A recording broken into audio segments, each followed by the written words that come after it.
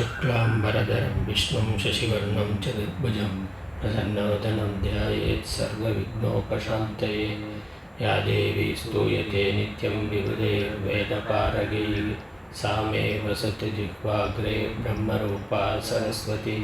निधये सर्वविद्यानां विषये भवरोगिणां गुरवे सर्वलोकानां दक्षिणामूर्तये नमः। श्रीदक्षिणामूर्तिसुदेशिकेन्द्रं द्वैपायनं सूत्रकृतं मुनीन्द्रं श्रीशङ्करं भाष्यकृतं यतीन्द्रं मद्देशिकं चापि नमामि विद्यै। ॐ सहना भवतु सहनौ भुनक्तु सह वीर्यं करवावहै तेजस्विनावधीतमस्तु मा विद्विषावहैः। ॐ शान्ति शान्ति शान्ति।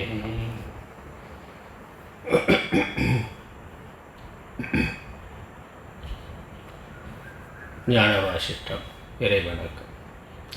யதः सर्वाणि भूतानि प्रतिभान्ति स्थितानि च यत्रैवोपशमं यान्ति तस्मै सत्यात्मने नमः. பெண்மை பாதியன் பெற்ற களிற்றினை அண்மை தூர மரவகத்துண்ணுவான் திண்மை ஞானச் சிறப்புயர் வாசிஷ்டம் உண்மையாக ஒருங்குறை செய்யவே பொன்னுலகத்தினில் புவியில் அந்தரத்து என்னுடை உட்புறத்திலங்குகின்றது மண்ணு சிற்ஜோதியே வடிவம் யாவுமாய் துண்ணுவத பொருள் தொழுதிரஞ்சுவான்.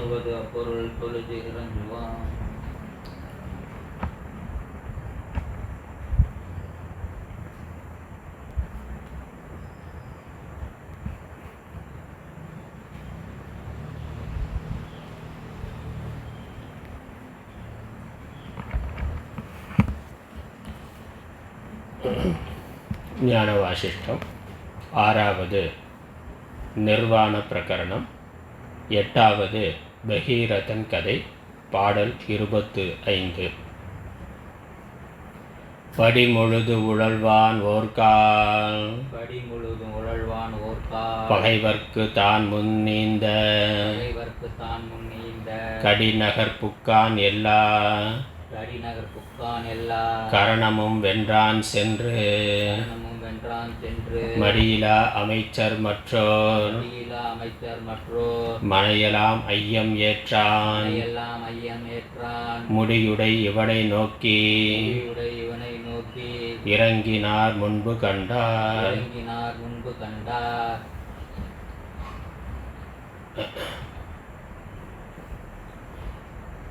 பகீரத ராஜா தன்னுடைய விவேக வைராக்கியத்தினால் பக்குவமடைந்து உலகம் ஒரே தன்மை உடையதாக இருக்கின்றது. பிறப்பு இறப்பு இன்பம் துன்பம் இவைகளே மாறி மாறி வரும் தன்மை உடையதாக இருக்கின்றது என்று அவற்றில் சலிப்பு கொண்டு இதிலிருந்து விடுபடுவது எப்படி என்று திரிதலர் என்னும் குருவை அணுகி தன்னுடைய ஐயத்தை வினவினார். குரு அனைத்துள்ளும் நித்தியமாக இருக்கின்ற ஆத்மாவை அறிந்து அதிலேயே மனதை நிறுத்துகின்ற பொழுது இந்த சம்சார பந்தமானது விடுபடும், நீங்கும் என்று உபதேசித்தார். அனைத்தையும் தியாகம் செய்து இந்த உலகத் தோற்றங்கள் எல்லாம் மித்யா என்று விலக்கி பொய்யானவை, மாயையானவை, தற்காலிகமானவை, மாறுபடக்கூடியவை, நிலையில்லாதவை என்று உணர்ந்து அவற்றை விலக்கி ஒரே சத்வஸ்துவாக நித்தியமாக பூர்ணமாக ஏக்கமாக அத்வைத்தமாக அகண்டமாக இருக்கின்ற அந்த பரம்பொருளிடத்திலேயே மனது நிற்க வேண்டும், அவ்வாறு மனதை நிறுத்த வேண்டும் என்று உபதேசம் செய்தார். பகீரதன் பிறகு தன்னுடைய அரண்மனை அடைந்து சில காலம் ராஜ்ய காரியங்களை பார்த்து அதே சமயம் தன்னுடைய சிந்தனை மேலிட்டு வைராக்கியம் மேலிட்டு ஒரு சமயம் ஒரு யாகம் செய்து அனைவருக்கும் தன்னுடைய உடைமைகள் அனைத்தையும் தியாகம் செய்து தன்னுடைய ராஜ்யத்தையும் எதிரிக்கு கொடுத்து ஞான நிஷ்டைக்காக வனம் இயங்குகின்றார். ஒரு இடத்துல இல்லாமல் எப்பொழுதும் பிரம்ம சிந்தனையிலேயே அவன் தேச சஞ்சாரம் செய்கின்றார். பிறகு அவ்வாறு சஞ்சரிக்கின்ற பொழுது யதார்த்தமாக இயல்பாக எந்தவித திட்டமிடலும் இல்லாமல் கால் போன போக்கில் போகிற பொழுது தன்னுடைய ராஜ்யத்திற்கும் அவர் வந்து சேருகின்றார். தன்னுடைய பழைய ராஜ்யத்திற்கு பழைய ஊருக்கு வருகின்றார். அங்கே இருக்கக்கூடிய அமைச்சர்கள் மற்ற எல்லோருடைய வீடுகளிலும் பிக்ஷை எடுத்து உண்டு கொண்டு இருக்கின்றார். இதான் நம்ம இதுவரைக்கும் பார்த்த கதை. 25வது பாடலில் படி முழுது உழல்வான் ஓர்கால் பகைவர்க்கு தான் முன்னீந்த கடிநகர் புக்கான். எல்லா கரணமும் வென்றான். எல்லா இந்திரியங்களையும் மனதையும் வென்ற அந்த பகீரத ராஜா, பகீரத முனிவர், இப்பொழுது முனிவராக இருக்கிறான். பகீரத முனிவர் உலகம் முழுவதும் எல்லா தேசங்களிலும் உழன்று பிறகு தன்னுடைய தேசத்திற்கும் வருகின்றார். தான் முன்பு ஈந்த தேசத்தை அடைகின்றார். மடியிலா அமைச்சர் மற்றோர் மனையெல்லாம் ஐயம் ஏற்றார். சவுண்டு குறைச்சி அந்த முதல் இதில் குறையும். முதல்ல அதில் குறையும். 4 இன்னும் குறையும்.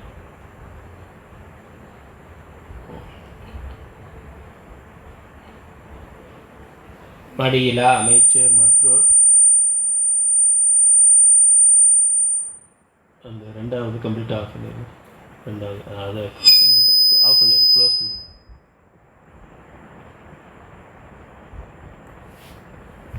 முடியுடை இவனை நோக்கி இறங்கினார்.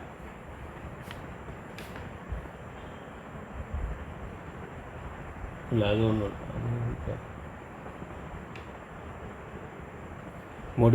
முடியுடை இவன் இல்லை அது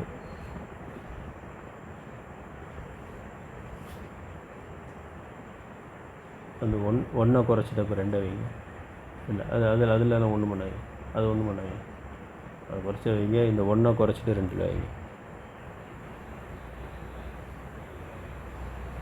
கம்மியாக வைங்க. 3 4 இருந்தால் போதும். முடியுடை இவனை நோக்கி இறங்கினார் முன்பு கண்டார். முன்னர் அரசனாக இருந்த இவனை பார்த்த அவனுடைய அமைச்சர்கள் மற்றும் உறவினர்கள் இவருடைய நிலையை பார்த்து இறங்கினார்கள்.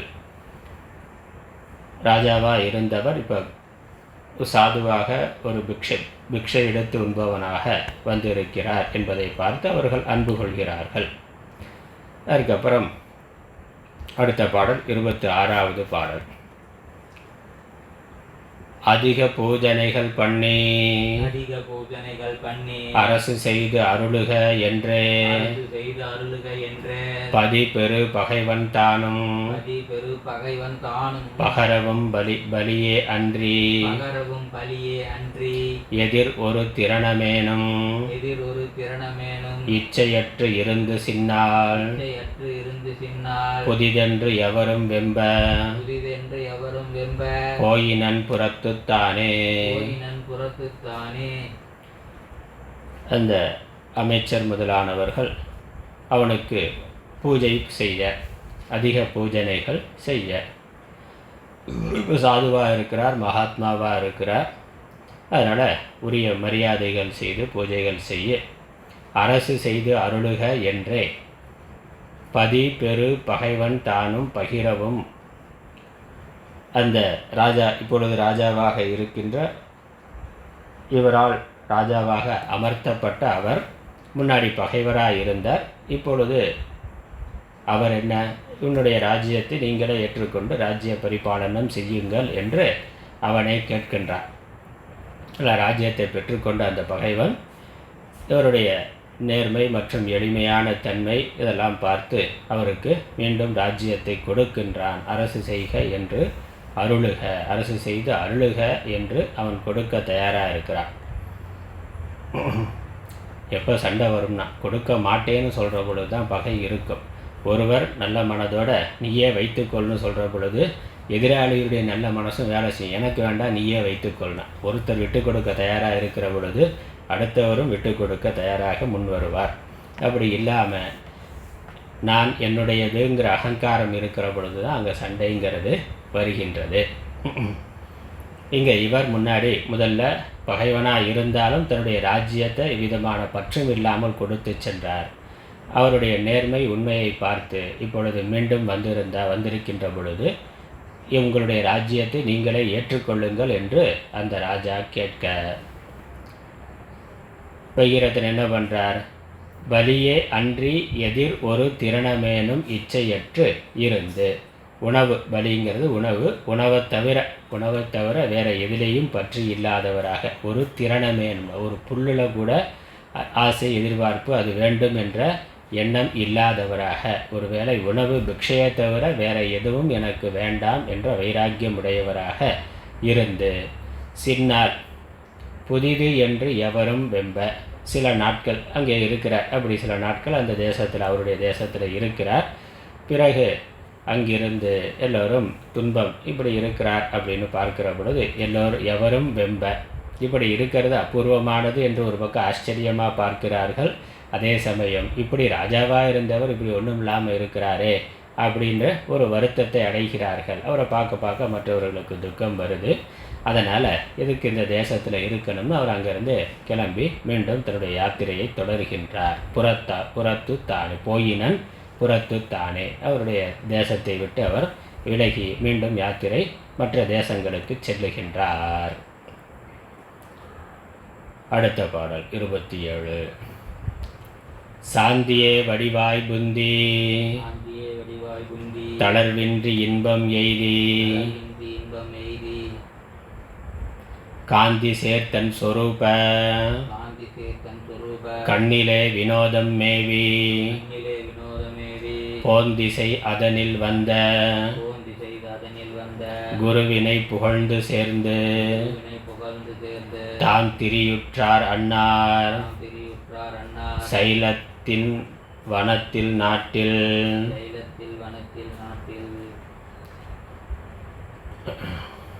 சாந்தியே வடிவாய் புந்தி தளர்வு இன்றி இன்பம் எய்தி காந்தி சேர் தன் சொரூப கண்ணிலே வினோதம் மேவி.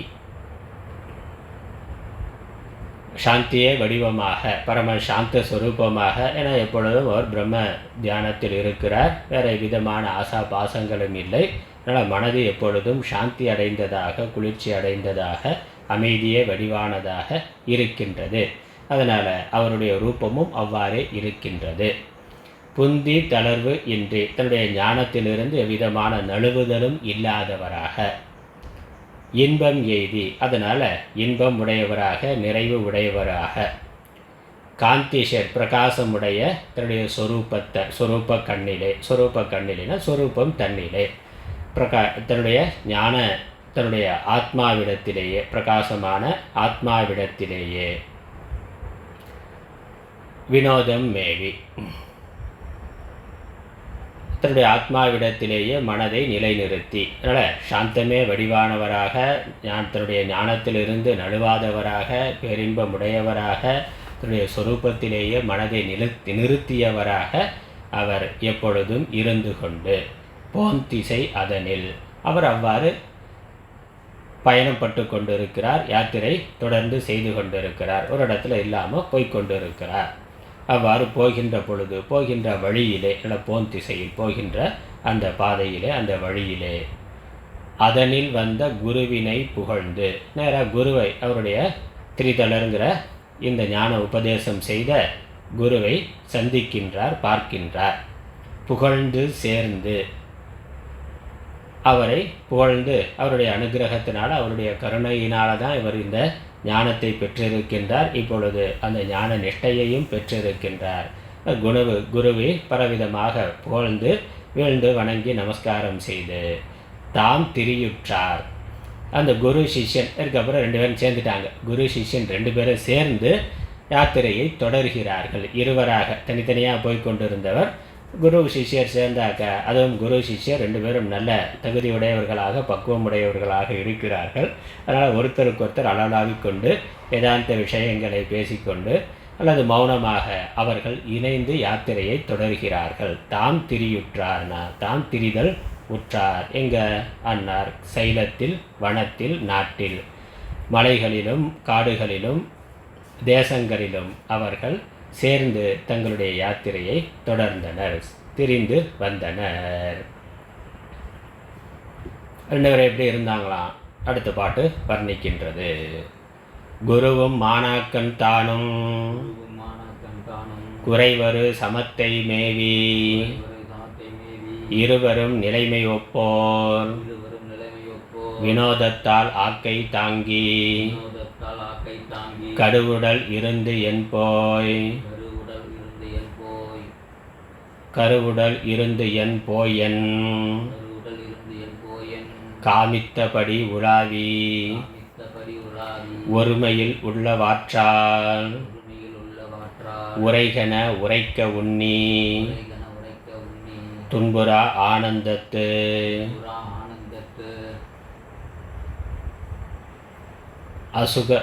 அசுகத்தினும் மத்திமத்தும் இன்புறார் தனங்கள் மாதர் இயை நிதி இரு நாற்செல்வம் முன்புற விரும்பி சித்தர் தந்தவை மோகம் இன்றி மென்புல் ஒத்தொழிந்தார்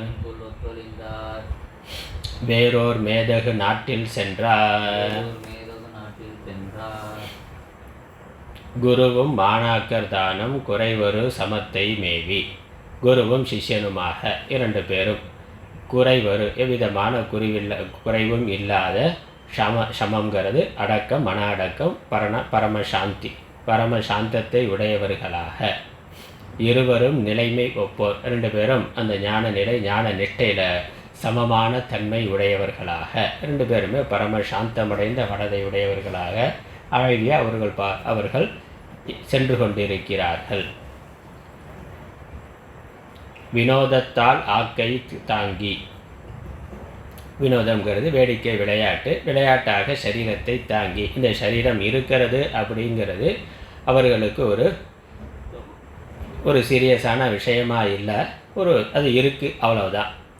அதை பற்றி அவர்கள் அதிக அக்கறை கொள்வதும் இல்லை, அதன் மேலே அவருக்கு வெறுப்பு என்பதும் இல்லை. அதனால் அது இருக்கிறது. அது கருவுடல் இருந்து என் போய் இருந்து என் போய் என் இந்த கருவிலிருந்து தோன்றிய உடலானது அது இருந்தால் என்ன போனால் என்னன்னா அவருடைய மனநிலை அது இருக்கிறத பற்றி அவர்களுக்கு அக்கறை இல்லை, இருந்தே ஆக வேண்டுங்கிற ஆதங்கம் இல்லை, அல்லது போயிடுமோ அப்படிங்கிற பயமும் இல்லை. அதனால் போதலை பற்றியோ இருத்தலை பற்றியோ போக வேண்டுங்கிற எண்ணமும் இல்லை, இருக்க வேண்டுங்கிற எண்ணமும் இல்லை. அது பிராரப்தப்படி அது இருக்கின்றது, அது பாட்டுக்கு இருந்துட்டு போகுது, அதுக்கும் எனக்கும் சம்பந்தம் இல்லை என்று. அதனால் வேடிக்கையாக பொழுதுபோக்காக தன்னுடைய சரீரத்தை தாங்கி இருந்து என் போயன் காமித்தபடி உலாவி. அதனால் அவர்கள் கால் போன போக்கில் மனம் போன போக்கில் அப்படியே யாத்திரையாக போய் கொண்டிருக்கிறார்கள். எந்த நோக்கமும் இல்லை, எந்த லட்சியமும் இல்லை. ஏன்னா எது அடையப்பட வேண்டியதோ அது அடையப்பட்டு விட்டது. இனிமேல் அடைவதற்கு ஒன்றும் இல்லை. அதனால் குறிப்பிட்டு இங்கே போகணும், இந்த கோயிலுக்கு போகணும், இந்த தீர்த்தத்தை ஸ்நானம் பண்ணணும், இந்த கும்பமேளாவுக்கு போகணும், அல்லது இந்த இடத்தெல்லாம் பார்க்கணும் அப்படிங்கிற எவ்விதமான திட்டமும் இல்லை, எவ்விதமான லட்சியமும் இல்லை. லட்சியம் அடையப்பட்டதாக இருக்கின்றது. அதனால் மனதில் பரிபூர்ண நிறைவானது அவர்களுக்கு இருக்கின்றது, பரிபூர்ண சாந்தமானது இருக்கின்றது. ஆகவே அவர்கள் பிராரப்தப்படி இப்படியே போய்கொண்டிருக்கிறார்கள், அவ்வளோதான். அதனால் காமித்தபடி உலாவினா அந்த மனது அந்த நேரத்தில் எந்த பக்கம் போகலாம்னா ஏதோ ஒரு பக்கம் மனசு எந்த பக்கத்தில் மனசு போகணும்னு சொல்லுதோ அந்த பக்கம் போய்கொண்டு இருக்கிறார்கள். மனதை விரும்புவதும் இல்லை, வெறுப்பதும் இல்லை. அப்படி ஒருமையில் உள்ளவாற்றால் உரைகன உரைக்க உண்ணி.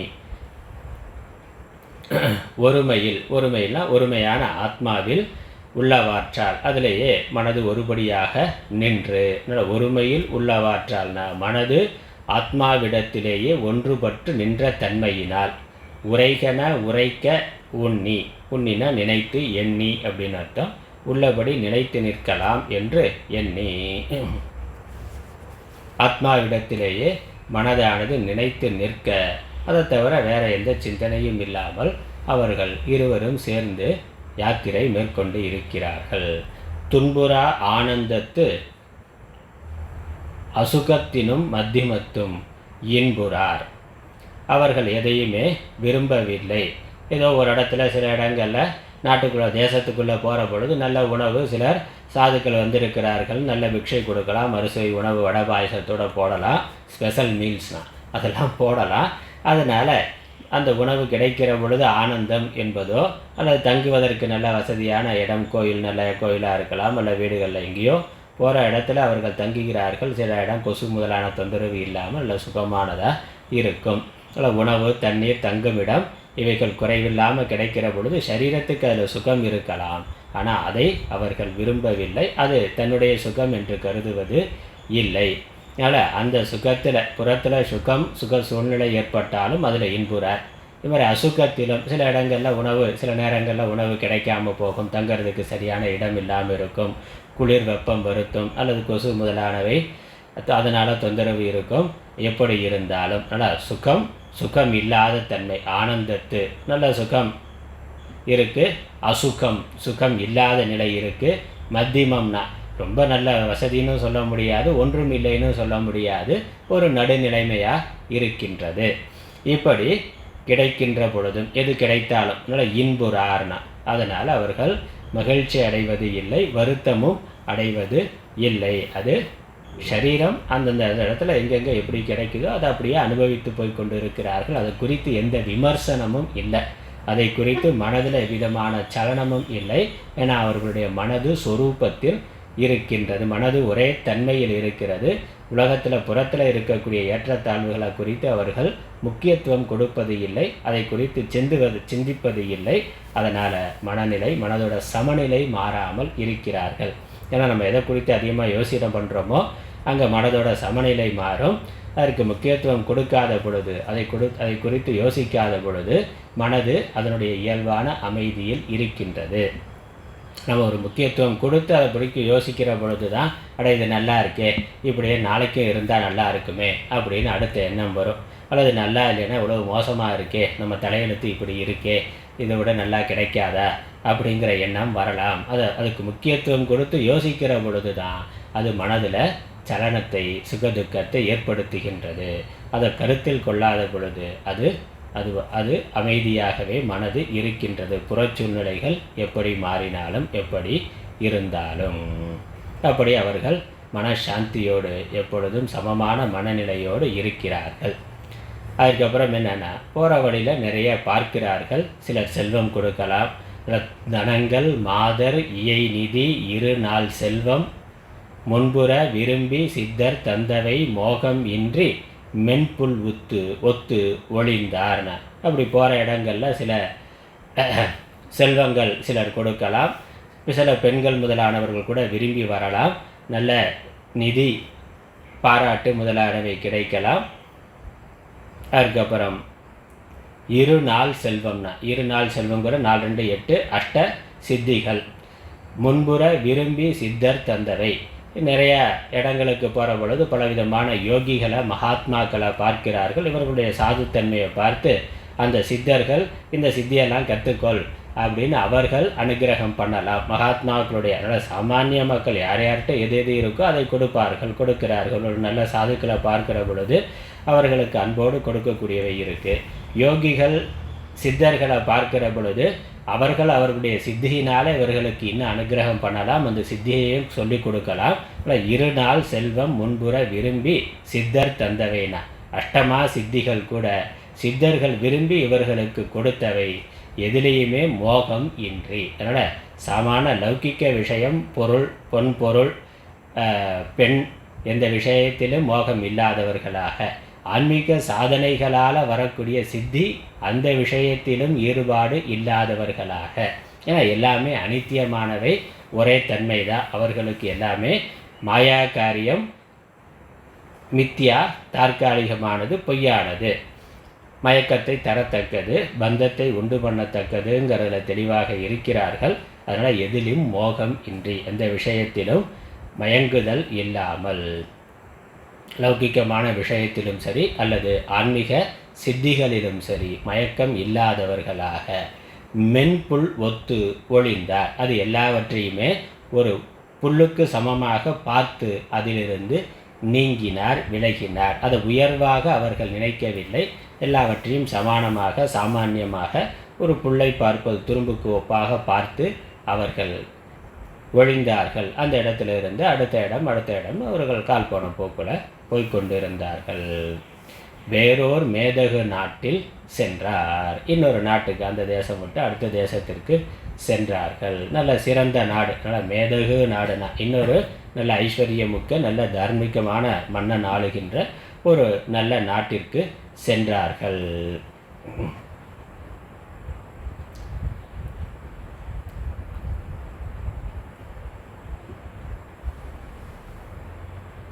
அதனால் கோசல தேசம் அப்படின்னு இதற்கான வர்ணனையில் வருது, மூலநூலில் அப்படி இருந்திருக்கும். அங்கே செல்லுகிறார்கள். அயோத்தி கோசல தேசம், அங்கேயே செல்லுகிறார்கள். ஆனால் பகீரதன் ராமருடைய முன்னோருடைய கதை தான். கோசல தேசத்துக்கு, அந்த தேசத்துக்கு போகிறாங்க. அப்போ யார் மன்னராக இருந்தான்னு தெரியாது. ஒரு நல்ல தேசத்திற்கு, உயர்ந்த சிறந்த தேசத்திற்கு அவர்கள் சென்றார்கள். அதுக்கப்புறம் என்னாச்சு? அடுத்த பாடல். மைந்தன் இல்லாத அந்த மாநகர் மன்னன் ஆவி, நந்தலும் அமைச்சர் எல்லாம் நலங்கொள் மன்னவன் ஆரென்று சிந்தனை செய்யுங்காலை சிறு பலி முனிவனான சுந்தர மன்னை நோக்கி சுடர்முடி வேந்தனாக்க.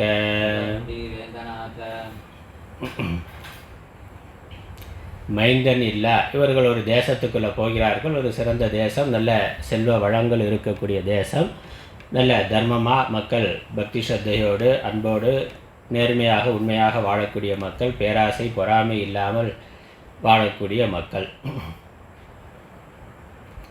மைந்தன் இல்லாத அந்த மாநகர் மன்னன் ஆவி நந்தலும், அந்த தேசத்து, இவர்கள் எந்த தேசத்துக்குள்ளே இப்போ போயிருக்கிறார்களோ அந்த தேசத்து மன்னன் இறந்து போக, மன்னன் அந்த மாநகர் மன்னன் ஆவி நந்தலும், அந்த தேசத்தினுடைய அரசன் இறந்து போக அவனுக்கு வாரிசுகள் யாரும் இல்லை. அதனால் அடுத்து ராஜா யாரும் இல்லை, இருக்கிற மன்னன் இறந்து விட்டார். அந்த அமைச்சர்களெல்லாம் கூடி பேசுகிறார்கள். அமைச்சரவை கூட்டம் அடுத்த மன்னனாக யாரை தேர்ந்தெடுக்கிறது? மன்னன் க்ஷத்திரியன் மன்னனாக வரணும். அமைச்சர்கள் பெரும்பாலும் பிராமணர்களாக இருப்பார்கள். அல்ல, க்ஷத்திரியன் யார் இருக்கிறான்னா வாரிசு இல்லை, இருந்த மன்னனுக்கு வாரிசு இல்லை. அதனால் வேறு யாரை ராஜாவாக்குறான்னு பார்க்கிற பொழுது சரியான நபர்கள் யாரும் கிடைக்கல. அந்த சமயத்தில் நலங்கொள் மன்னவன் ஆர் என்று சிந்தனை செய்யும் காலை, அந்த அமைச்சர்கள் நல்ல சிறந்த மன்னனாக இருப்பதற்கு தகுதியுடையவன், நல்ல வீரனாகவும் இருக்கணும், தர்மம் தெரிந்தவனாக இருக்கணும், பொருளாசை இல்லாதவனாக இருக்கணும், நடுவு நிலைமை உடையவனாக இருக்கணும், செங்கோன்மை செங்கோன் முறைப்படி ஆட்சி செய்யக்கூடியவனாக இருக்க வேண்டும். இப்படியெல்லாம் யார் இருக்கிறார்கள் என்று அவர்கள் சிந்தனை ஆராயும் காலை. அதனால் இப்படியெல்லாம் இருந்திருக்கு. இதெல்லாம் நம்ம பாரத தேசத்தில் நடந்த கதை தான். ராஜாவுக்காக போட்டி பொறாமை இல்லாமல் அடுத்து நாம் எப்படா ராஜா சாவான், நம்ம அடுத்து பதவி பிடிக்கலான்னு நினைக்காம அவர்கள் யார் தகுதியானவர்கள் என்று அமைச்சர்கள் எல்லாம் கூடி ஆராய்ச்சி செய்கிறார்கள். யாருக்கும் அதில் அந்த பதவி ஆசை இல்லை, நான் தான் இருக்கணுங்கிறது போட்டி இல்லை. தர்மமாக இருக்கிறவன், தகுதியானவன், க்ஷத்திரியன் ராஜாவாக இருக்கணுங்கிறதுல உறுதியாக தெளிவாக இருக்கிறார்கள்.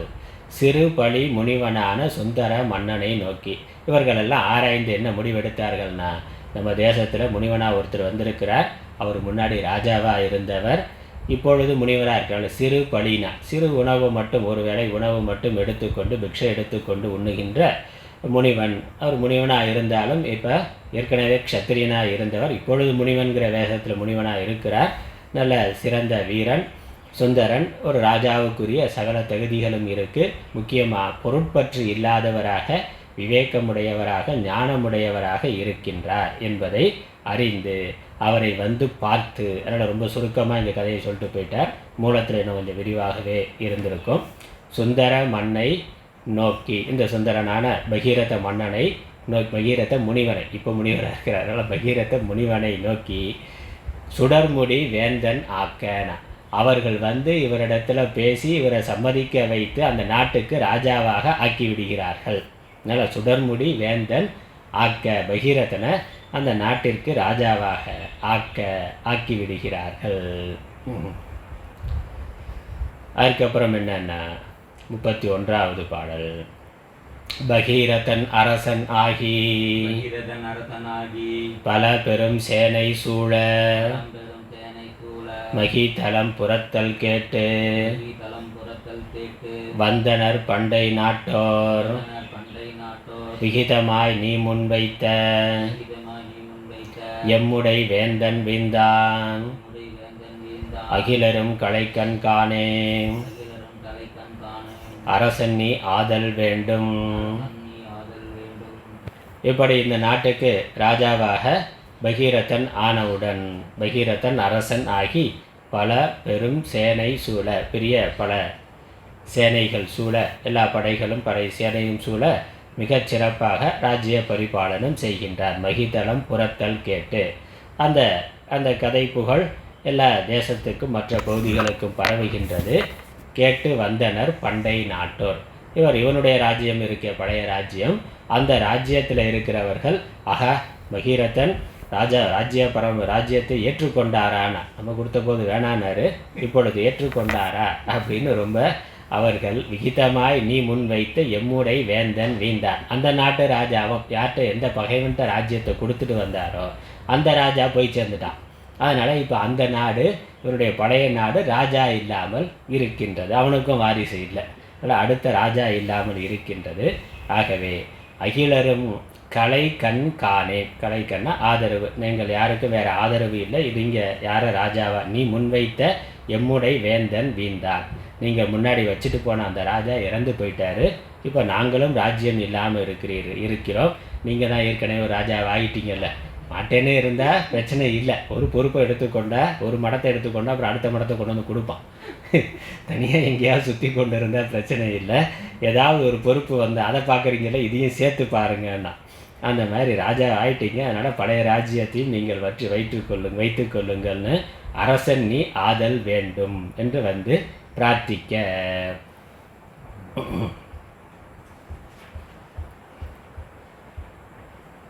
விருப்பு அறத்தானே வந்த வெறுக்கை நன்றென்று ஒருபடல் வேண்டும் என்றே உள்ளன்பால் வேண்டக் கண்டு திருப்பொழி மார்பன் சென்று பின்புவி சேர ஆண்டான் இருப்புழி மௌனம் சாந்தி சமம் எய்தி ராகம் இன்றி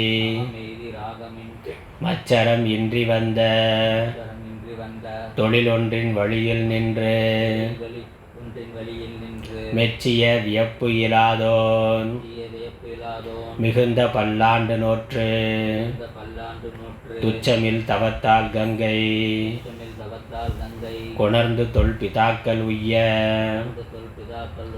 இச்சகமிசையே கீர்த்தி ஈரர நிறுத்தினானே. விருப்பு அற தானே வந்த வெறுக்கையை வென்று நன்று அன்று ஒருபடல் வேண்டும் என்றே உள் அன்பால் வேண்ட. இவன் புதிய ராஜ்யத்தை ஏற்றுக்கொண்டிருக்கிறான். பண்டைய ராஜ்யத்து அமைச்சர்கள் எல்லாம் வேறு அந்த முன்னால் இருந்த ராஜா இறந்து போக வேறு தலைவர் இல்லாமல் வருந்தி ஆதரவு இன்றி அவர்கள் இவரை தேடி வந்து கேட்க.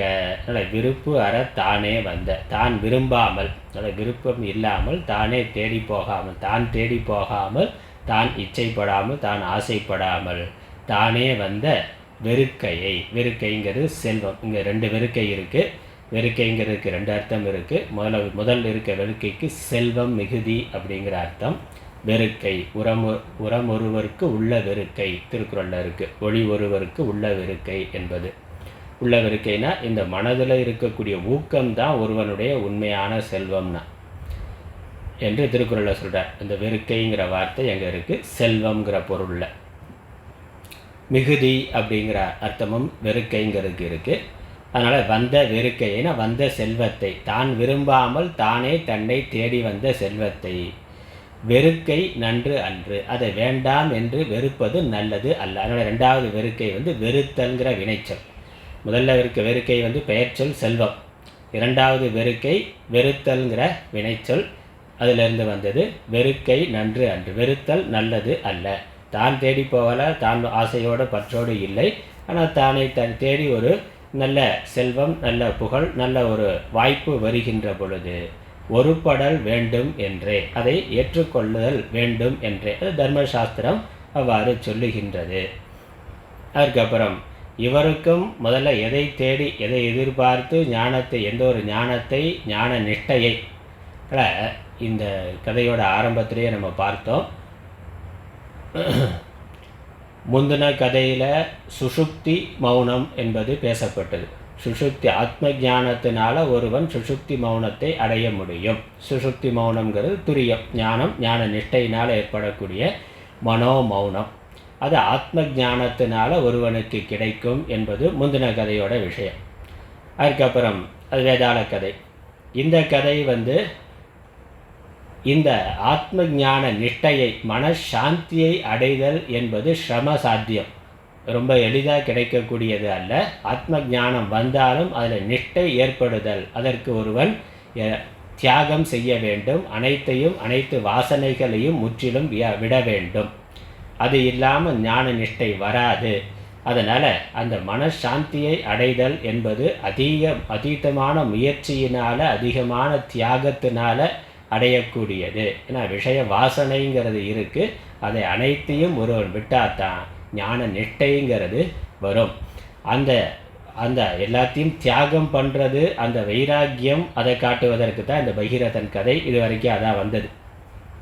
அப்போ எந்த ஒரு ஞான நிஷ்டையை விரும்பி அவர் தன்னுடைய அனைத்து செல்வத்தையும் அரசையும் தியாகம் பண்ணி பிறகு தொடர்ந்த அபியாசத்தினால அந்த ஞான நிஷ்டையை அடைந்திருக்கிறாரோ, அதை அடைந்து விட்டார். இப்போ எதற்காக தியாகம் பண்ணாரோ அதற்கான பலன் அவருக்கு கிடைத்து விட்டது. அந்த ஞானம், ஞான நிஷ்டை. ஞானம் ஏற்கனவே குரு உபதேசத்தினால இருந்தது. இப்போ அவருடைய வைராக்கியத்தினால, தொடர்ந்த அபியாசத்தினால மனது சாந்தி அடைந்து விட்டது, ஞான நிஷ்டையை அடைந்து விட்டது.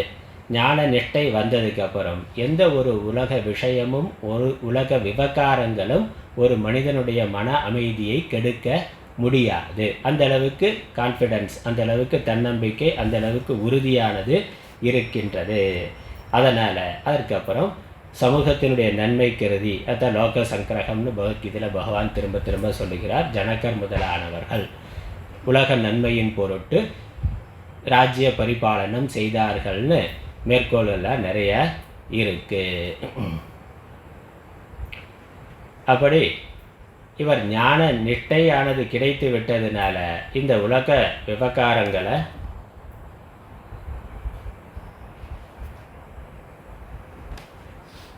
அவருக்கு பார்க்கிறது ஒன்றும் சிரமம் இல்லை.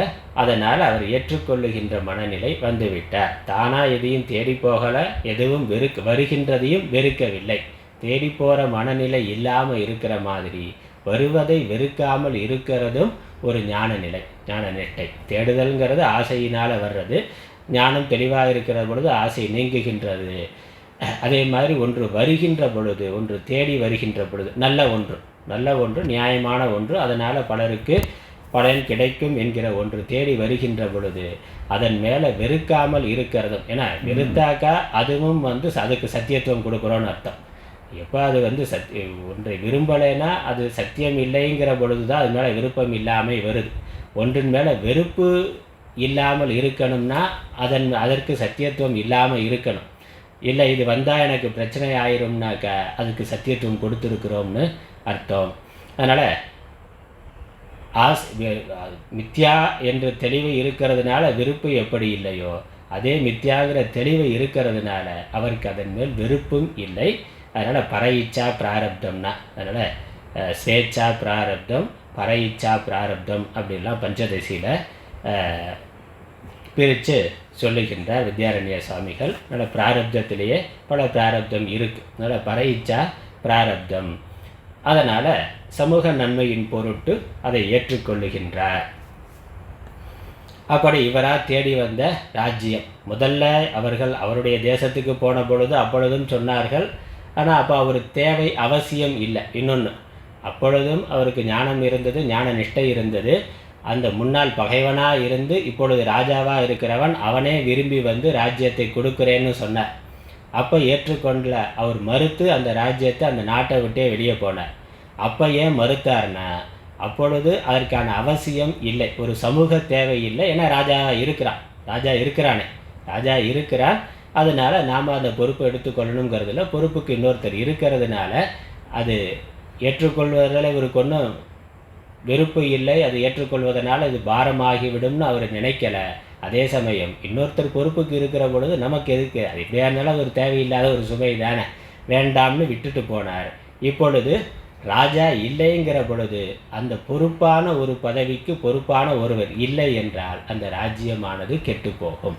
அப்போ அந்த சமூக நன்மையை கருதி அதை ஏற்றுக்கொள்றதுனால தனக்கு எந்த விதமான ஞானத்துக்கு குறைவு, ஞான நிஷ்டைக்கு குறைவு வராது என்பதனால் அவர் அதை ஏற்றுக்கொள்ளுகிறார். அதனால் வேறு ராஜா கிடைச்சா திரும்ப இன்னொரு ராஜா சரியான ஆள் கிடைச்சாருன்னா கொடுத்துருவார். அதனால் ஏற்றுக்கொள்கிறாருங்கிறது பற்றுனால ஆசையினால் ஏற்றுக்கொள்வது இல்லை, கொடுக்க தயாராக இருந்து ஏற்றுக்கொள்ளுதல்.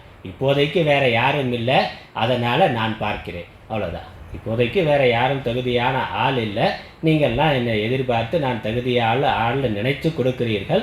ஆகவே அது ஈஸ்வருடைய ஆக்ஞையாக அல்லது உலக நன்மையின் பொருட்டு அதை ஏற்றுக்கொண்டு செய்கிறேன் என்று அவர் அதை ஏற்றுக்கொள்ளுகின்றார். அதனால் ஒரு ராஜ்யத்தை ஏற்றுக்கொண்டால் அப்புறம் அடுத்த ராஜ்யத்தை ஏற்றுக்கொள்கிறதுங்கிறது வருது. அதனால் ஏற்கனவே ஒரு குடும்பத்தில் மனைவி தொல்லை தாங்காமல் எல்லாத்தையும் விட்டுட்டு போயிட்டாருன்னா அங்கே போன இடத்துல இன்னொரு பொண்ணை பார்த்து கல்யாணம் பண்ணிட்டாரு.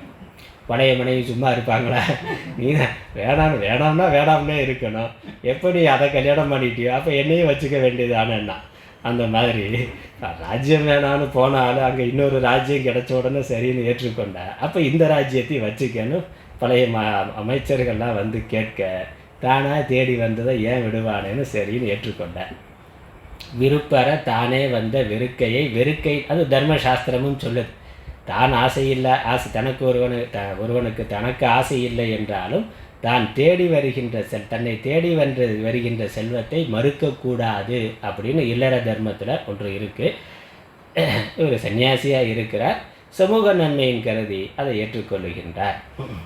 ஒரு படல் வேண்டும் என்றே உள் அன்பால் வேண்ட கண்ட அவர்கள் உண்மையான அன்போடு உண்மையான பாசத்தோடு எதிர்பார்க்கிறதுனால அதை ஏற்றுக்கொள்ளுகின்றார். இன்னொன்று, இந்த மக்கள் நல்லவர்களாக இருக்க ஒரு ராஜ்யம் பண்ணுறதுல ஒன்றும் சிரமம் கிடையாது. மக்கள் போட்டி பொறாமை இல்லாதவர்களாக நல்ல இயற்கை வளங்கள் இருக்கக்கூடிய அமைதியான சாந்தமாக உழைக்கக்கூடிய நேர்மையான உண்மையான மக்கள் இருக்கிற ஒரு பொறுப்பை அந்த ராஜ்யத்தை ஏற்றுக்கொள்வதில் ஒன்றும் சிரமம் இல்லை. சுற்றி இருக்கக்கூடிய அமைச்சர்களும் அவர்களாக தேடி வந்து கொடுத்தது தானே.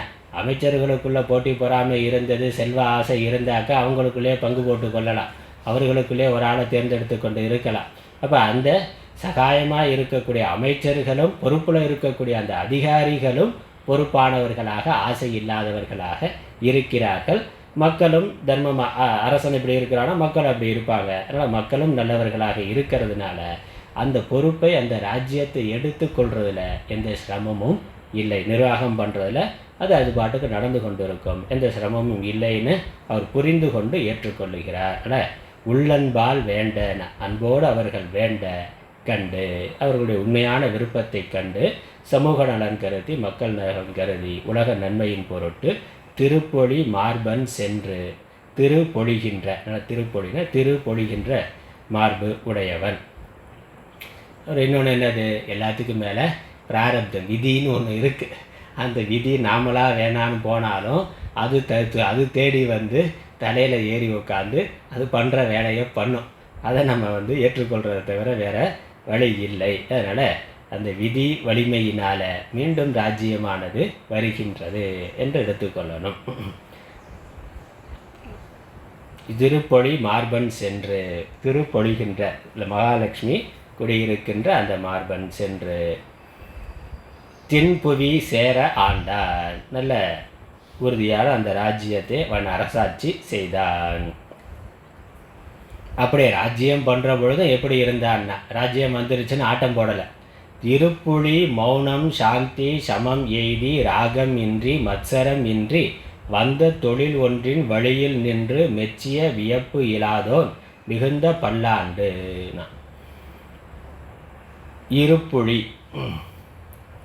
மௌனம் இருக்கிற பொழுது மௌனமுடையவனாக, பேசாமல் அதிகம் பேசாதவனாக, தேவையான அளவு, ராஜாவாக இருந்தால் பேசாமலே இருக்க முடியாது, பொறுப்புன்னு இருக்கிற பொழுது. அப்போ தேவையான விஷயங்களை மற்றும் அளவாக பேசி, இருப்புழி மௌனம் சாந்தின சமம் எய்தி, இந்த உடல் இந்திரியங்கள் மனது ராஜ்யம் வந்தது, எல்லா விதமான வாழ்க்கை வசதியும் வந்ததுனால அது கண்ணா பின்னான்னு அனுபவிக்கிறதுங்கிறது இல்லை. இந்திரியத்திலேயும் மௌனம், மனதிலேயும் மௌனம். அதனால் அவன் அரண்மனையில் இருந்தாலும் ராஜாவாக இருந்தாலும் அவன் இதுவரைக்கும் காட்டில் எப்படி குறைவான பொருள்களோடு குறைவான உடைகளோடு இருந்தானோ அதை போல அதே வசதியோடு தான் அவன் இருந்து கொண்டு இருக்கின்றான். அதே மாதிரியான அந்த அமைப்பு வாழ்க்கை, அவனுடைய தனிப்பட்ட வாழ்க்கை முறையில் மாற்றத்தை ஏற்படுத்தி கொள்ளாமல், புறத்தில் இருக்கிறது சிம்மாசனமாக இருக்கலாம், சாந்தி சமம் எய்தி உடல் ரீதியாக இந்திரிய விஷயங்களை அனுபவிக்கிறதுலேயும் சாந்தமுடையவனாக, மனதிலையும் ஆசை இல்லாதவனாக, பற்று இல்லாதவனாக, ராகம் இன்றி மன அடக்கமுடையவனாக, புலனடக்கமுடையவனாக, எவ்விதமான விருப்பு வெறுப்புகளும் இல்லாதவனாக, மத்சரம் இன்றி பொறாமை இல்லாதவனாக, வந்த தொழில் ஒன்றின் வழியில் நின்று, இயற்கையாக எந்த தொழில் வந்ததோ அன்றன்றைக்கு ராஜ்ய பரிபாலனத்தில் அமைச்சர்கள் மற்ற சேனாதிபதிகள் என்னென்ன சொல்லுகிறார்களோ அதை கேட்டு நடுவு நிலைமையோடு ஆராய்ந்து எதை செய்யணும் எதை செய்யக்கூடாது என்று வழிநடத்துதலை மற்றும் செய்து, வந்த தொழில் ஒன்றின் வழியில் நின்று, இயல்பா அன்றன்றைக்கு என்ன தொழில் வருகிறதோ என்ற காரியத்தை செய்ய வேண்டியிருக்கோ அதை மட்டும் செய்து மெச்சிய வியப்பு இல்லாதோன், எதிலையும் ஆச்சரியம் இல்லாதவனாக, ஒரு வியப்பு என்பது இல்லாதவனாக, ஒரு சமமான மனநிலையோடு, ஏன்னா 4 பேர் ராஜாவாக இருக்கிறான், நல்ல சிறப்பாக ராஜ்யம் பண்ணனா பலர் புகழ்வார்கள், அதெல்லாம் ஒன்று, அதற்கெல்லாம் மயங்காதவனாக, வியப்புகள் புகழ்ச்சியில் மயக்கம் இல்லாதவனாக, எந்த விதமான ஆச்சரியமோ அல்லது வெறுப்போ இல்லாதவராக அவர் நடுவு நிலைமையோடு ராஜ்ய பரிபாலனத்தை செய்கின்றார். அப்படி இருந்தார். மிகுந்த பல்லாண்டு நோற்று துச்சமில் தவத்தார். அதுக்கப்புறம் இங்கே கதையை ரொம்ப சுருக்கமாக இங்கே தமிழில் முடிச்சுட்டார். மூலக்கதையில் இன்னும் கொஞ்சம் விரிவு இருக்கும். அவர் அப்படி ராஜ்யம் கொஞ்சம் காலம் பண்ணி ராஜ்யத்தில் கொஞ்சம் சீர்படுத்தி அதன் பிறகு தன்னுடைய முன்னோர்கள் கதையை கேட்டு, அந்த கதை பகீரதன் நமக்கு கதை தெரியும், புராண இதிகாசங்களில் வழக்கமாக இருக்கக்கூடிய கதை.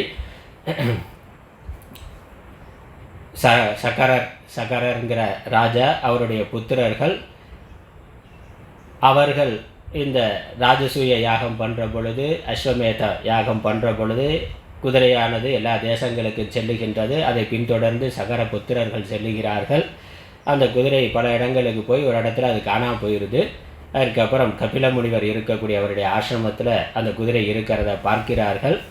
அவர் தான் அவரை எடுத்துகிட்டு வந்துட்டார்னு அவரோட சண்டை போடுற பொழுது அவர் சாபம் கொடுத்துறார். அவர்கள் சாம்பலாகி அங்கேயே இருந்து விடுகிறார்கள். அப்படி அந்த குதிரையை தேடி போகிற பொழுது அவர்கள் தோன்றினது தான் சாகரம். அதனால் சகர புத்திரர்களால் தோன்றப்பட்டது சாகரம். அப்போ தான் கடல்ங்கிறதே பூமியில் உண்டாச்சுன்னா அப்படி ஒரு கதை. பெரிய பள்ளத்தை தோண்டினார்கள். பள்ளத்தை தோண்டி பூமியோட அந்த பக்கத்துக்கு போய் பார்த்தாங்களாம். அதனால் அப்படி கபில முனிவருடைய ஆசிரமத்தில் அந்த குதிரை இருக்கிறத பார்த்து அவருடைய சாபத்தினால் சாம்பலாகி விடுகிறார்கள். அவர்கள் எப்படி அதிலிருந்து அந்த சாபத்திலிருந்து மீள்வார்கள்னு கேட்கிற பொழுது, கங்கை பூமியில் கங்கா ஜலத்தை ஜலத்தினால் இந்த சாம்பல் நினைக்கப்படுகின்ற பொழுது அவர்களுடைய சாபம் நீங்கி அவர்கள் பித்ருலோகத்தை அடைவார்கள் அப்படிங்கிறது புராண கதை. பலர் இவருக்கு முன்னாடி பகீரதனுக்கு முன்னாடி இருந்த பல ராஜாக்கள் அதற்காக தபஸ் செய்திருக்கிறார்கள். ஆனால் அவர்களால் அது முடியவில்லை. இந்த கதையெல்லாம் கேட்ட இந்த பகீரதன், இவர் ஏற்கனவே தபஸ்வியாக இருக்கிறார், எந்த ஆசாபாசமும் இல்லாத மனம் ஒருமுகப்பட்டவராக இருக்கிறார். ஆகவே இப்போ இந்த ராஜ்யத்தெல்லாம் ஒரு ஒழுங்குபடுத்தி அமைச்சர்களிடம் கொடுத்து விட்டு அவர் இந்த கங்கையை பூமிக்கு கொண்டு வருவதற்காக கொண்டு வந்து தன்னுடைய பித்திருக்களுடைய சாபத்தை போக்கி அவர்களை உய்விக்க வேண்டும் என்பதற்காக தவத்தை மேற்கொள்ளுகின்றார். பல்லாண்டு நோற்று துச்சமில் தவத்தால் பல வருடங்கள் 1000 வருடங்களுக்கு மேலே அந்த கதை வருது. முதல்ல பிரம்மாவை குறித்து தபஸ் பண்ணுறாங்க, அப்புறம் கங்கையை குறித்து தபஸ் பண்ணுறாங்க, அப்புறம் கங்காதேவி நான் பூமியில் வந்தாக்கா பூமி தாங்காது என்று என்னை யாராவது என்னுடைய வேகத்தை மட்டுப்படுத்தி பூமிக்கு கொண்டு வரணும் அப்படின்னு கேட்கிற பொழுது சிவபெருமான் குறித்து 1000 வருடம் தவம் இருந்து சிவபெருமான் அவருடைய சிரசில் வாங்கி வேகத்தை கங்கையினுடைய வேகத்தை குறைத்து பூமியில் விடுவதை ஒத்துக்கொள்கிறார். அதுக்கப்புறம் ஜன்னு மகரிஷி அவருடைய ஆசிரமத்துக்கு போய் கங்கை காணாமல் போயிடுறாங்க. திரும்ப அவர்கிட்ட கெஞ்சி கூத்தாடி கங்கையை கொண்டு வருகிறார். இந்த கதையெல்லாம் இருக்குது. அதனால் பல்லாண்டு நோற்றுனா ஏறக்குறைய 2000-3000 வருடங்கள் அவர் தவம் செய்து அதனால் கங்கையை கொணர்ந்து தொல் பிதாக்கள் தன்னுடைய முன்னோர்களான பிதாக்கள் பித்திருக்கள் உய்வடைய இச்சகம் இசைய அவர்கள் உய்வடைந்த பிறகு மீண்டும் இவர் ராஜ்யத்தை ஏற்றுக்கொண்டு நீண்ட காலம் ராஜ்யத்தை பரிபாலனம் செய்தார். இச்சகம் இசையே கீர்த்தி ஈறு அற அவருடைய புகழ் அழியாதபடி ஈறுன அழிதல் அவருடைய புகழானது அழியாதபடி நிலை நிறுத்தினான். இந்த ராஜ்யத்தை மீண்டும் பார்த்தார். அதனால் பகீரதனுடைய கதை மிக புகழ்பெற்ற நம்முடைய முன்னோர்களில் மிகச்சிறந்த ராஜாக்களில் பகீரதன் ஒருவன். கடுமையான முயற்சிக்கு உதாரணமாக பகீரதனை சொல்கிறோம். பகீரத பிரயத்னம்னு சொல்கிறோம். பகீரதனுடைய முயற்சி தன்னுடைய லட்சியத்தை அடையிறதுக்காக அவனுடைய விடாமுயற்சி இடைவிடாத முயற்சி அது அவனுக்கு வெற்றியை புகழை தந்தது. முயற்சிங்கிறது இரண்டு விதமாக நமக்கு இதுவரைக்கும் தெரிஞ்சது. பகீரதனுடைய முயற்சி லௌகிக்கமாக அவருடைய பித்திருக்களை உய்விக்க வேண்டும் என்பதற்காக அவர் செய்த கடுமையான தபஸ். இங்கே என்னது, ஞானத்தை மோட்சத்தை அடைவதற்காக அவர் செய்த கடுமையான தபஸ். அதுலேயும் அவர் மிக பிரயத்தனம் செய்திருக்கிறார். அனைத்தையும் தியாகம் செய்து நீண்ட காலம் அந்த ஞான நிஷ்டைக்கான அபியாசத்திலேயே இருந்திருக்கிறார். அது அவரை ஜீவன் முக்தராக பிறகு விதேக முக்தராக ஆகி இருக்கின்றது. அதனால் இந்த கதை இந்த பகீரதனுடைய கதை நிறைவு பெறுகின்றது. இந்த கதையினுடைய முக்கியமான செய்தி, அதீதமான இந்த மனசாந்திக்கு ஒருவன் அதிகமான முயற்சியை மேற்கொள்ள வேண்டும் பகீரதன் போல. அது எளிதில் கிடைக்கக்கூடியது அல்ல. ஏன்னா இந்த வாசனைகள்ங்கிறது பல ஜென்மமாக நமக்கு வந்திருக்கக்கூடிய ஞானம் கூட எளிதில் கிடைக்கலாம். ஆனால் ஞான நிஷ்டைக்கு வாசனைகள்ங்கிறது ஒரு பெரிய பிரதிபந்தம். ஆகவே அதை போக்குவதற்கு நம்ம வைராக்கியங்கிறது முதன்மையான சாதனம். அவருடைய வைராக்கியம் தான் அவருடைய ராஜ்ய தியாகத்தை மூலமாக அந்த வைராக்கியம் தான் காட்டப்பட்டது. இல்லை அந்த வைராக்கியம் அதற்காக உலக விஷயங்கள் மேலே இருக்கக்கூடிய எல்லா விதமான பற்றையும் விடுதல் என்பது நம்ம இந்த தமிழ் வேதாந்த நூல்கள்லேயே வைராக்கிய சதகம், வைராக்கிய தீபம், மகாராஜா துறவு, சம்ஸ்கிருதத்திலே வைராக்கிய சதகம், இந்த மாதிரி வைராக்கியத்துக்கான பல நூல்கள் சொல்கிறது அதுதான். இந்த வைராக்கியம் இல்லாமல் அதுலேயும் பர வைராக்கியம் இல்லாமல் ஞான நிஷ்டையானது வராது. அந்த பர வைராக்கியத்துக்கு கடுமையான உழைப்பை முயற்சியை ஒருவர் செய்ய வேண்டும். அதுவும் நீண்ட காலம், எவ்வளவு காலத்துக்குங்கிறதெல்லாம் கிடையாது. ஞான நிஷ்டை வர்ற வரைக்கும் ஒருவன் கடுமையான முயற்சியை செய்ய வேண்டும்ங்கிறது இந்த பகீரதன் கதை மூலமாக சொல்லப்பட்டிருக்கின்றது. இந்த அளவில் நாமும் இந்த பகீரதன் கதையை நிறைவு செய்கின்றோம். இதற்கு அடுத்த கதை சிகித்வஜன் கதை. இதுவும் ஒரு முக்கியமான கதை, ஒரு அற்புதமான கதை. ஞான வாசிஷ்டத்திலேயே, யோக வாசிஷ்டத்திலேயே ரொம்ப பிரபலமாக இருக்கக்கூடிய கதை சிகித்வஜன் சூடாலை என்ற இந்த கதை. சிகித்வஜன் ஒரு ராஜா, அவருடைய மனைவி சூடாலை. இவர்களுடைய கதை ரொம்ப ஃபேமஸானது. அது மட்டும் இல்லை, இந்த ஞான வாசிஷ்டத்திலேயே, யோக வாசிஷ்டத்திலேயே ரொம்ப பெரிய கதை இந்த கதை தான். 240 பாடல் இந்த ஒரு கதைக்கு மட்டும். அடுத்து வரக்கூடிய இந்த சிகித்வஜன் கதை இருக்கே, இதுக்கு மட்டும் தமிழ்லேயே 240 பாட்டு இருக்கின்றது. பெரிய கதை. இதுக்குள்ள கதைக்குள்ள கதைன்னு நிறைய உட்கதைகள்லாம் இருக்குது. அதனாலேயே இது பெரிய அத்தியாயமாக இருக்குது. அதே சமயம் சுவாரஸ்யமான பல விஷயங்கள் இந்த கதையில் இருக்கின்றது.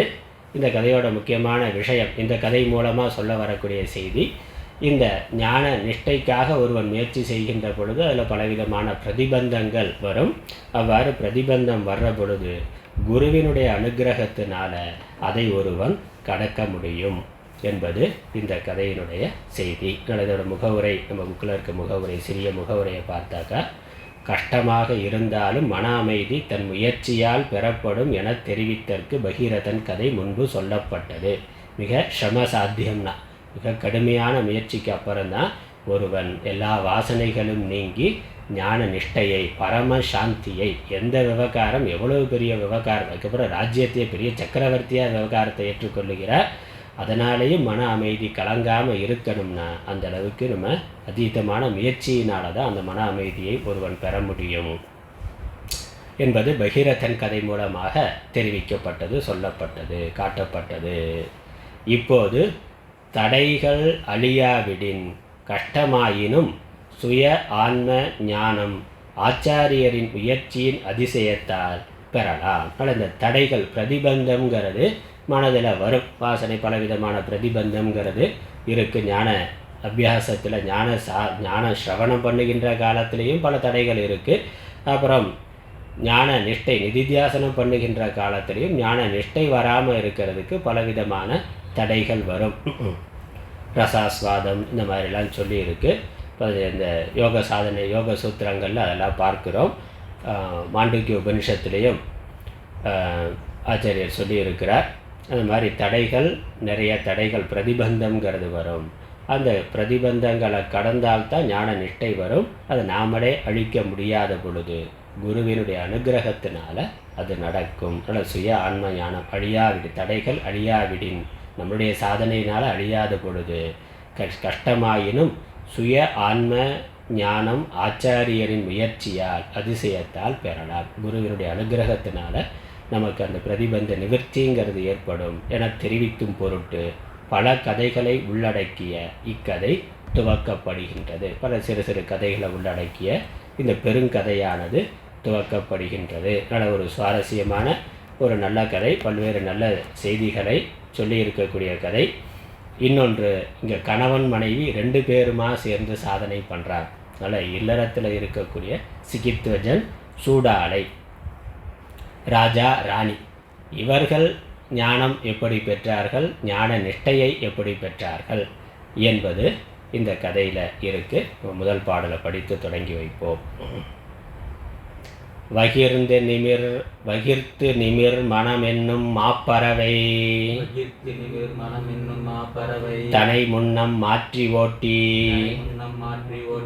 சிகித்வஜன் தனை போல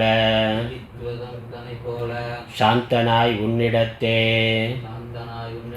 செறிவாய் என்ன சுகித்து உணர்வின் நின்று சிகுத்துணர்வின் நின்றுள அச்சிகித்வஜன் ஆரையா சொல்வாயெல்லாம் சகித்துணர்வு மேன்மேலும் நிறைவதற்கென்று அவன் கேட்பத் தவனும் சொல்வான். நேரடியாக கதை தொடங்குகின்றது. சிகித்வஜன் போல என்று வசிஷ்டர் சொல்ல, சிகித்வஜன் யார் என்று ஸ்ரீராமர் கேட்கின்றார். விளக்கமாக கதையை வசிஷ்ட முனிவர் சொல்லுகின்றார். அதை அடுத்த வாரம் தொடர்வோம். ஓம் ஈஸ்வரோ குருராத்மேதி முத்திலேத விபாகினே வ்யோமவத்யாப்ததேகாய தட்சிணாமூர்த்தயே நமः. ஓம் பூர்ணமதः பூர்ணமிதம் பூர்ணாத் பூர்ணமுதச்யதே பூர்ணஸ்ய பூர்ணமாதாய பூர்ணமேவாவசிஷ்யதே. ஓம் சாந்தி சாந்தி சாந்தி. ஹரி ஓம்.